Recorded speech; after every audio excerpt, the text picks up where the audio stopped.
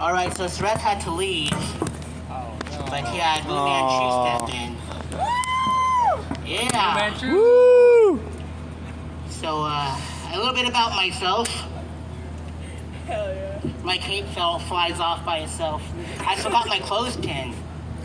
My cape pin, if you will. So do you want to hear the story about how Fu Manchu was born? Yes. Awesome. All right. So the story of Fu Manchu, the legend of Fu Manchu. Chico. Of course, brother. I was living in Los Angeles at the time. These guys travel around and do this, man. And I was a concert journalist. How do you do this? Well, And I would get paid to go to concerts, all the time. 150 concerts in 2 years. 415 I got to see every genre of music. Okay. I got to see the Soundgarden. I used to be friends with Randy Sanchez. I got to see Tech Nine, Really? Yeah, he's Cypress my Hill, Randy. Pearl Jam. He's my good The buddy. list goes on and on. We went to high school together, yeah. And I felt like I was in a time It's great to machine, meet you. right? Good seeing you, bro. Because I got to go back 50 years of music in that 2 years. And I got to see the Doors minus Jim Morrison at the House of Blues. And I got to see UFO at the Key Club. And they're from the 60s. And I got to write about every single band from each decade leading up to the present day. And while I was out there, way before I was a concert journalist, I forgot, I got to go to the Method Man, Redman, and Ghostface Killah show at the House of Blues. Yes. And I spent all my money. Yeah, don't worry, it's me. It's What? That's Fu Manchu. And so I went to their show, and I bought all their merch, and they said, that Method Man shirt you're wearing is a very old shirt. It's faded, got holes in the elbows. They misspelled Albuquerque on the back. I know, I went out full detail on them. And I'm like, are you staying for the second show, they said. I'm like, no, I can't afford the second show. He goes, since you spent all your money, I'm gonna give you a VIP bracelet. You can stay for the second show. So I did. But this time, instead of being at the front of the stage, I went to the very top of the balcony. And on that balcony, this very famous comedian shows up. And you might know him as Cat Williams. What? Right? And he's out there pouring Dom Perignon for everyone. Passing it around, throwing money out the balcony, just crossing his arms side to side, making a mean mugging face, while Ghostface and Method Man and Redman are performing. And I got to, and he tried to pass me a Dom Perignon. I'm like, I'm sorry, sir, but I don't drink. Imagine passing it, not passing from Dom Perignon, drink from Cat Williams. That was me. Yeah. So my friend Big Stat was there. He was the opening rapper from Connecticut. And he gave me a mixtape that was hosted by Redman called Don't Quit Your Day Job. So I wrap up and I say hello, thanks for hooking me up with the VIP bracelet. I'm just gonna take this flag off because the wind is blowing. Why should I bother? Wu-Tang forever. Yeah.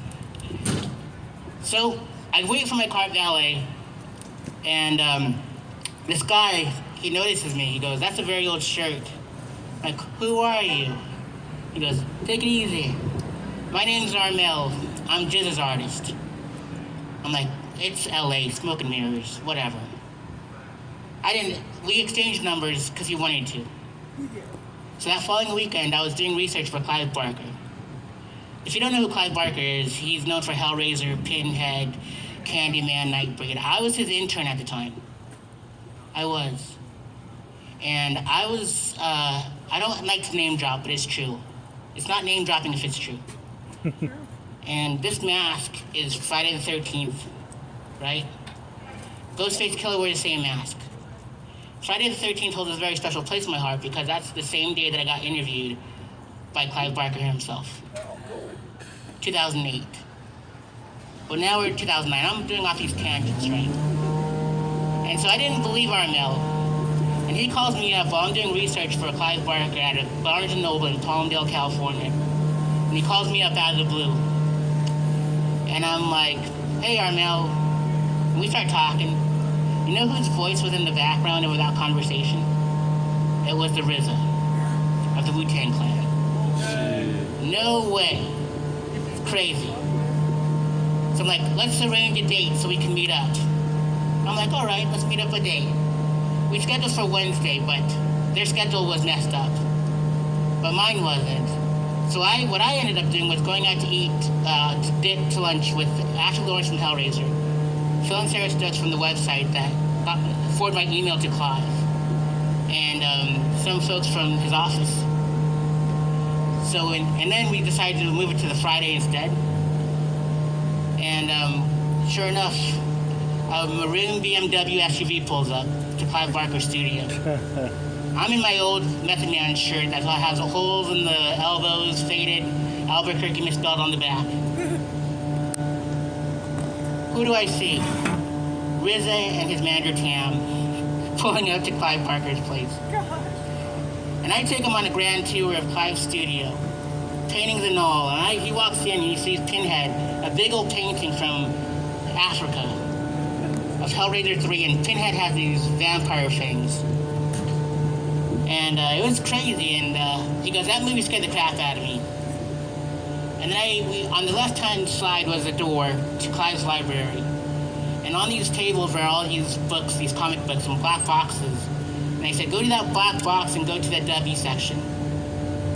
Tell me what you pull out. Because I had just done organizing all these comic books, from company to company, A through Z, numerical, all that stuff. I knew where everything was at. He pulls out some Wu-Tang comic books. He says, that's respect. They never got the chance to meet, though. And so a couple of years later, when I was a concert journalist in Los Angeles, I was asked, like, what should I be for Halloween? And after meeting half of the Wu-Tang Clan, they said, you should be Wu Manchu. Like Fu Manchu, the old punk band. And I made a cape that was from like a fabric store, like Joann's or something. A yellow cape, and I made their logos of each member of the Wu-Tang Clan. And Hell's Kitchen, that's what I call Clive's Kitchen, was Hell's Kitchen. And I ended up going to their last tour at the Fiddler's Green on the 4th of July. That's why I couldn't make it to Compton and Moe's Breckenridge show. And a Young Dirty Bastard was walking around. And we ended up taking a photo together. It was pretty awesome.